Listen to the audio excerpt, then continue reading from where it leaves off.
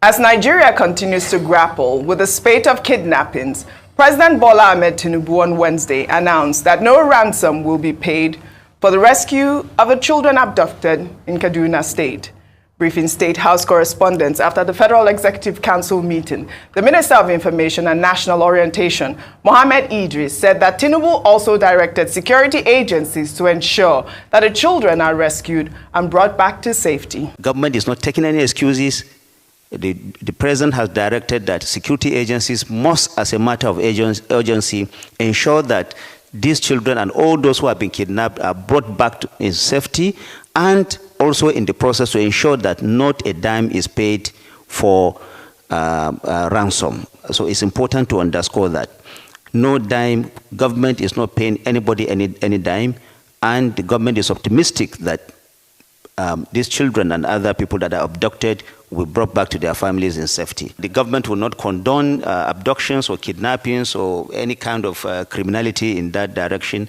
Well, the minister there, Ayo, also stated that, foreign countries are going to help Nigeria to rescue these children, our students back, and, including the United States, and that, there are a lot of them that are trying to help out, and, they will let us know where they stand. Well, in the meantime, the Nigerian police force have called on citizens to begin arresting criminals so as to help the police force tackle worsening insecurity in Nigeria. The spokesperson for the police force, Olumuyiwa Adejobi, made the appeal on Wednesday in a post on X, charging Nigerians to exercise their powers as a people to curb insecurity in Nigeria. His tweet reads, "Internal security. It requires our collective responsibility to tackle insecurity in Nigeria.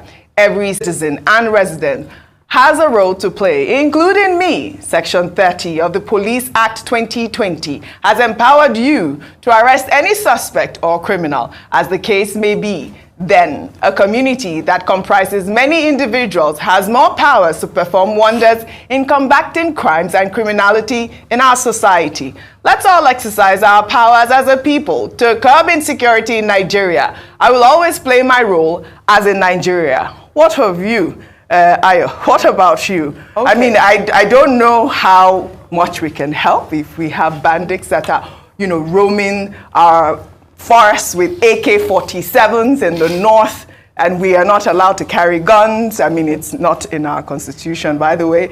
And, how are we going to combat this? How are we going to help the police force? So is this an indirect support of the bill by Senator Ndedunwoko for us to begin to carry firearms? Maybe, who knows? Because if we're going to be, exercising our rights to citizens' arrest, and not even starting with petty thieves, but actually talking about bandits, and that's it, right? Then we are in serious trouble, because how many people, even the policemen themselves, the security agencies themselves, have complained in the past that their weapons are not sophisticated enough for them to be able to engage these terrorists in combat, or in perhaps when they come to kidnap or to terrorize the place. But one thing I must mention is that these statements do not give confidence to the Nigerian people to state that this government or this administration has a grasp on the insecurity challenges that we currently face. The first thing I would say, going back to the first story, in terms of no payment of ransom, is that I'd asked the question earlier that if you're going to ask people not to pay ransom, it cannot be the first place we start from. If you're going to tell a parent not to pay money or look for money to pay for their child to be released from being kidnapped, then you have to ensure that the kidnapping in itself does not happen. We've talked about this in the last week. Not only did we report the children, over 200 children kidnapped, but we also had following 60 other children were kidnapped. So almost like a slap in the face of the security agencies and the government in itself.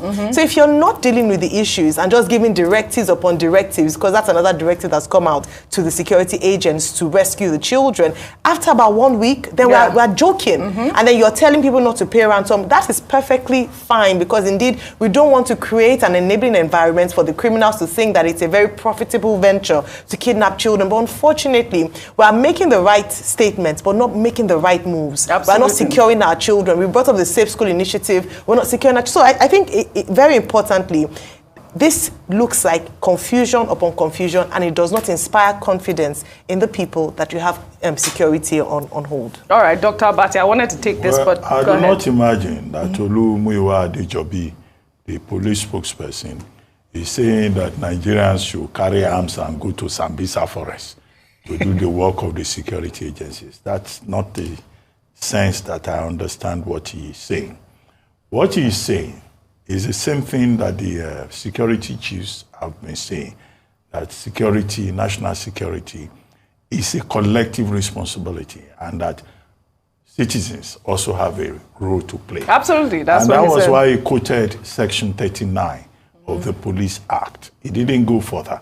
He should also have quoted Section 40 of the same Police Act 2020. He should also have quoted Section 60 of the same Police Act 2020.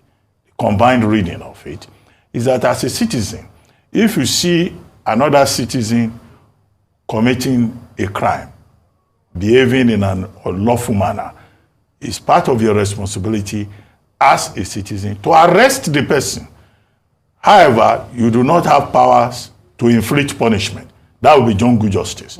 Section 60 says you hand over the person, and Section 40, subsection 3 also says the same thing of the Police Act. You hand over the person to the police.